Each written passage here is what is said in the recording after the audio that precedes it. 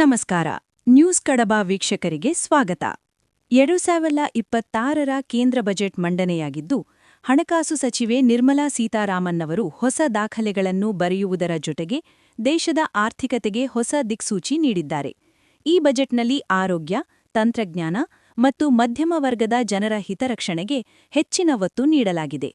February 1, 2026ರಂದು ಭಾನುವಾರವಾಗಿದ್ದರೂ ಸಹ ಸಂಸತ್ತಿನಲ್ಲಿ ವಿತ್ತ ಸಚಿವೆ ನಿರ್ಮಲಾ ಸೀತಾರಾಮನ್ ಅವರು ತಮ್ಮ 9ನೇ ಬಜೆಟ್ ಮಂಡಿಸಿದರು. ಇದು ವಿಕಸಿತ ಭಾರತ 2047 ಗುರಿಯತ್ತ ಸಾಗುವ ಮಾರ್ಗಸೂಚಿಯಾಗಿದ್ದು, ಆರ್ಥಿಕ ಸ್ಥಿರತೆ ಮತ್ತು ಸಾಮಾಜಿಕ ಕಲ್ಯಾಣವನ್ನು ಸಮತೋಲನಗೊಳಿಸುವ ಪ್ರಯತ್ನವಾಗಿದೆ. ಕ್ಯಾನ್ಸರ್ ಔಷಧಿಗಳು ಅಗ್ಗ. ಈ ಬಜೆಟ್ನ ಅತ್ಯಂತ ಮಾನವೀಯ ನಿರ್ಧಾರವೆಂದರೆ ಕ್ಯಾನ್ಸರ್ ರೋಗಿಗಳಿಗೆ ನೀಡಿರುವ ಬೃಹತ್ ರಿಯಾಯಿತಿ.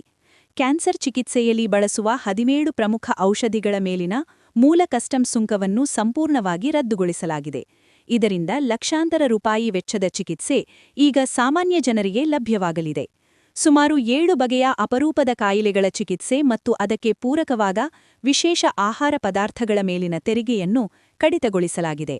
ದೇಶೀಯವಾಗಿ ಅತ್ಯಾಧುನಿಕ ಔಷಧಿಗಳ ಉತ್ಪಾದನೆಗಾಗಿ 10,000 ಕೋಟಿ ರೂಪಾಯಿ ವೆಚ್ಚದಲ್ಲಿ ಹೊಸ ಮಿಷನ್ ಘೋಷಿಸಲಾಗಿದೆ.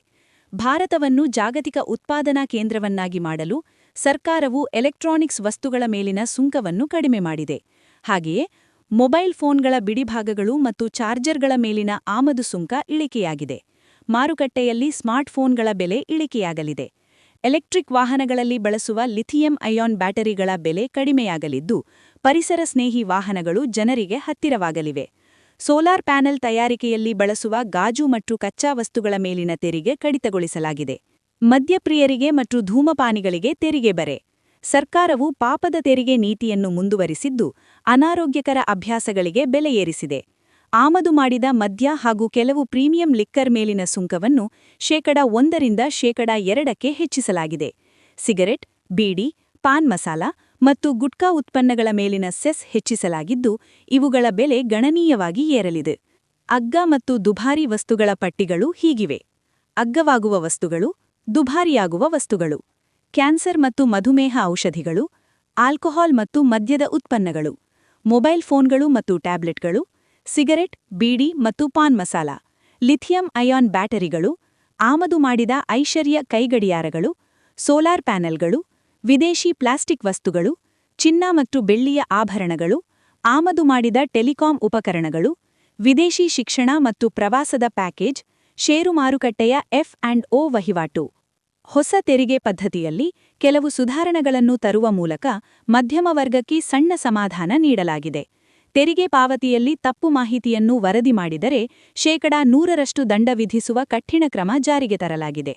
ವಿದೇಶಿ ಪ್ರವಾಸದ ಪ್ಯಾಕೇಜ್ಗಳ ಮೇಲಿನ TCS ಅನ್ನು 2% ಇಳಿಕೆ ಮಾಡಲಾಗಿದೆ. ಇದು ಅಂತಾರಾಷ್ಟ್ರೀಯ ಪ್ರವಾಸಿಗಳಿಗೆ ಶುಭ ಸುದ್ದಿ. ಬೆಂಗಳೂರಿನಿಂದ 2 ನೆರೆ ರಾಜ್ಯಗಳಿಗೆ ಹೈಸ್ಪೀಡ್ ರೈಲು ಕಾರಿಡಾರ್ ಘೋಷಿಸಲಾಗಿದೆ. ಒಟ್ಟಾರೆಯಾಗಿ 2026ರ ಬಜೆಟ್ ಆರೋಗ್ಯವಂತ ಭಾರತ ಮತ್ತು ತಾಂತ್ರಿಕವಾಗಿ ಮುಂದುವರೆದ ಭಾರತ ನಿರ್ಮಿಸುವತ್ತ ಗಮನಹರಿಸಿದೆ.